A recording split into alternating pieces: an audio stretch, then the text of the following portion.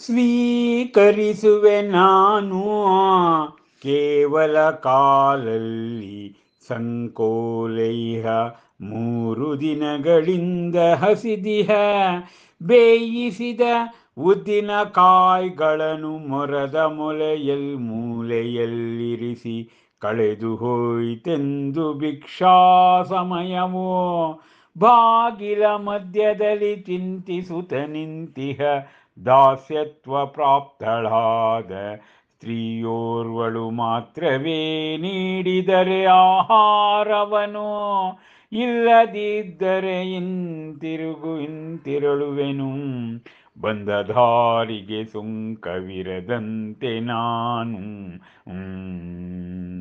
ಇಂತು ಕೈಗೊಂಡು ಪ್ರತಿಜ್ಞೆಯನು ಮಹಾವೀರನು ತೆರಳುವನು ಕೌಶಾಂಬಿಗೆ ಪ್ರತಿದಿನವು ಚರ್ಯೆಗೆಂದು ಅಂತೆ ಕಳೆದರು 4 ತಿಂಗಳು ತಳೆಯಲಿಲ್ಲ ಫಲವನ್ನು ಅವನ ಉದ್ದೇಶ ವೃಕ್ಷವು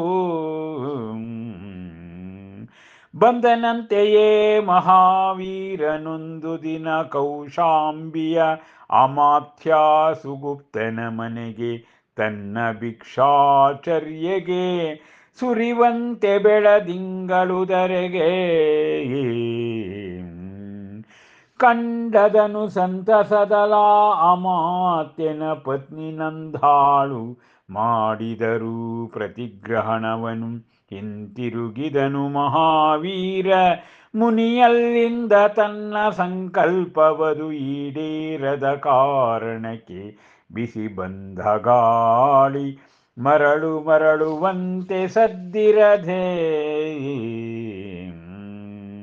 ಬಿದ್ದಂತೆ ಬಿಸಿ ನೀರು ಹೂವಿನೆಡ ಬಳ್ಳಿಗೆ ಕಡು ನೊಂದಿತು ನಂದಳ ಮನವು ಮುನಿಯವನು ಹಸಿದು ಹೋದನೆಂದು ತಿಳಿದು ಅಂತೆ ಕೇಳಲವಳು ಆ ಬಗೆಗೆ ದಾಸಿಯನು ಇಂತೆಂದಳವಳು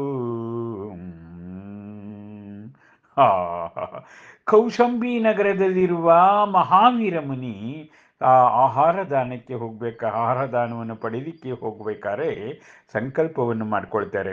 ನಾನು ಕೇವಲ ಕಾಲಿನಲ್ಲಿ ಸಂಕೋಲೆ ಇರಬೇಕು, 3 ದಿನಗಳಿಂದ ಹಸಿದ್ಕೊಂಡಿರಬೇಕು, ಬೇಯಿಸಿದ ಉದ್ದಿನ ಕಾಯಿಗಳನ್ನು ಆ ಮರದ ಮೂಲೆಯಲ್ಲಿರಿಸಿ ಕಳೆದೋಯ್ತು ಅಂಥೇಳಿ ಆ ಬಾಗಿಲ ಮಧ್ಯದಲ್ಲಿ ಚಿಂತಿಸುವ ಯಾರು ದಾಸ್ಯತ್ವವನ್ನು ಪಡ್ಕೊಂಡಿರ್ತಾಳೆ ಅಂಥ ಸ್ತ್ರೀಯ ಬಳಿ ಮಾತ್ರ ನಾನು ಆಹಾರವನ್ನು ಸ್ವೀಕಾರ ಮಾಡ್ತೀನಿ, ಇಲ್ಲದೆ ಇದ್ದರೆ ನಾನು ಬಂದ ದಾರಿಗೆ ಸುಂಕವಿರದ ಹಾಗೆ ಮರಳುತ್ತೀನಿ ಅಂಥೇಳಿ ಸಂಕಲ್ಪ ಮಾಡ್ಕೊಳ್ತಾರೆ. ಹೀಗೆ ಆತ ಪ್ರತಿಜ್ಞೆಯನ್ನು ಮಾಡಿ ಮಹಾವೀರ ಕೌಶಂಬಿಗೆ ಪ್ರತಿ ದಿನಚರ್ಯೆಗೆ ಹೋಗ್ತಾನೆ. 4 ತಿಂಗಳು ಹೋದರೂ ಕೂಡ ಅವನು ಕೋರಿದ ರೀತಿಯಲ್ಲಿ ಯಾರೂ ಕೂಡ ಸಿಗೋದಿಲ್ಲ. ಹಾಗೆ ಮಹಾವೀರ ಒಂದು ದಿನ ಕೌಶುಂಬಿಯ ಅಮಾತ್ಯ ಸುಗುಪ್ತನ ಮನೆಗೆ ಭಿಕ್ಷಾಚರ್ಯಕ್ಕೆ ಬರ್ತಾನೆ. ಬೆಳದಿಂಗಳೇ ಧರೆಗೆ ಬಂದ ಹಾಗೆ ಆ ಅಮಾತ್ಯನ ಪತ್ನಿ ನಂದ ಪ್ರತಿಗ್ರಹಣವನ್ನು ಓ ಸ್ವಾಮಿ ನಮೋಸ್ತು ನಮೋಸ್ತು ಅತ್ರ ತಿಷ್ಟ ಆಹಾರ ಶುದ್ಧಿ ತ್ರಿಕರಣ ಮನಶುದ್ಧಿ ಕಾಯಶುದ್ಧಿ ಅಂಥೇಳಿ ಆಹ್ವಾನ ಮಾಡ್ತಾರೆ. ಆದರೆ ಅಲ್ಲೂ ಅವನಿಗೆ ಅದು ಆಹಾರ ಆಗೋದಿಲ್ಲ. ಅವನ ಸಂಕಲ್ಪ ಈಡೇರದ ಕಾರಣ ಅವನು ಬಂದ ಗಾಳಿ ಮರಳುವಂತೆ, ಗಾಳಿ ಹೇಗೆ ಬಂದು ವಾಪಸ್ ಹೋಗ್ತದೆ ಹಾಗೋದ. ಹೀಗೆ ಆ ಬಿಸಿ ನೀರು ಹೂವಿನ ಬಳ್ಳಿಯ ಮೇಲೆ ಬಿದ್ದಾಗ ಹೂವಿನ ಬಳ್ಳಿಗೆ ಹೇಗಾಗುತ್ತೋ ಹಾಗೆ ನಂದಳ ಮನಸ್ಸಿಗೂ ಕೂಡ ಆಯ್ತು. ಪಾಪ ಮುನಿಗಳು ಬಂದು ಆಹಾರ ಪಡ್ಕೊಳ್ಳದೆ ಎಸ್ಕೊಂಡು ಹೋದ್ರಲ್ಲ ಅಂಥೇಳಿ ಆ ದಾಸಿಯನ್ನು ಕೇಳ್ತಾಳೆ ಎಂಥ ಕೆಲಸ ಆಗೋಯ್ತು ಅಂತ.